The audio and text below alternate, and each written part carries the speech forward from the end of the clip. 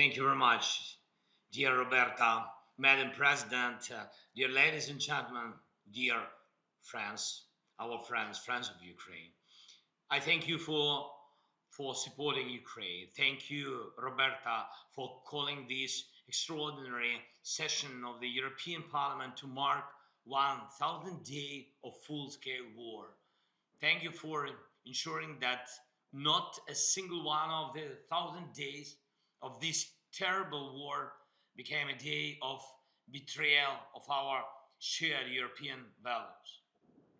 We've proven that these values are not just words, not something abstract. European values and the European way of life, when transformed into action, protect the lives of real people. Thank you so much. Together, Ukraine, all of Europe, and our partners in America and around the world, we have succeeded not only in preventing Putin from taking Ukraine, but also in defending the freedom of all European nations. Even with North Korea's Kim Jong un, but by his side, Putin remains smaller than the united strength of Europe. I urge you not to forget this and do not forget how much Europe is capable of achieving. And if we could stop Europe's way of life from falling, then we can surely push Russia towards a just peace. Peace is what we desire most. 2 years ago, we proposed the peace formula, and I'm grateful to all of Europe and every partner who has supported it. And you in the European Parliament were among the first to support the peace formula, and the only one who opposes it, it's the one who started this war. It's Russia, and we must push Russia toward just peace. Every blow and every threat from Russia must be met with a firm sanctions. For 1,000 days, it has been crucial to radically reduce Russia's ability to fund its war through oil sales. Oil is the lifeblood of Putin's regime, and the shadow fleet of tankers is what keeps it alive.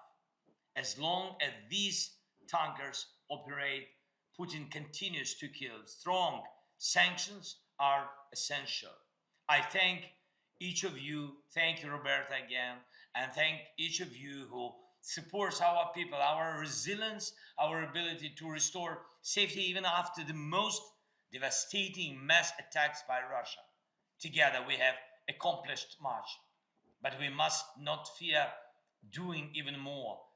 Now, Putin has brought 11,000 North Korean troops to Ukraine's borders. This contingent may grow to 100,000.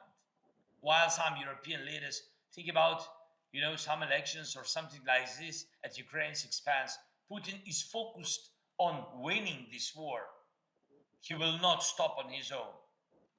The more time he has, the worse the conditions become.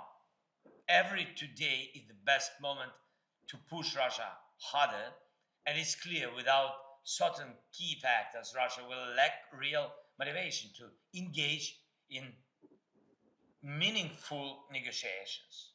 Without fires in its ammunition depots on Russian territory, without disrupted military logistics, without destroyed Russian air bases, without its lost capabilities to produce missiles and drones, and without its assets being confiscated. You know very well that Putin does not value people or rules. He values only money and power. These are the things we must take away from him to restore peace. If anyone in Europe thinks they can sell Moscow, Ukraine, or any other country like the Baltic states or the Balkans, Georgia, Moldova, and gain something in return, let them remember this simple truth. No one can enjoy calm waters amid a storm. And we must do everything to end this war fairly and justly, as you said, Roberta. And of course, together. 1,000 days of war is a tremendous challenge. Tremendous challenge. Ukraine deserves to make the next year the year of peace. Thank you again. Thank you so much. Thank you for your resolutions, your decisions, your principles, your visits to Ukraine during the war, during first year of the war, especially first year when it was so difficult. And thanks and your faith in Ukraine. Thank you very much. Slava Ukraini!